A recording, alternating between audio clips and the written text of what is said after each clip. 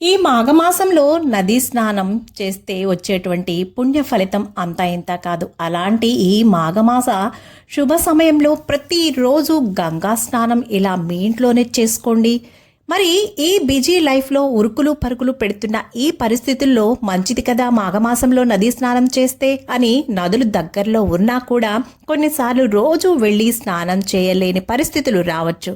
అలాగే నదీ ప్రవాహాలు అందుబాటులోనూ ఉండకపోవచ్చు.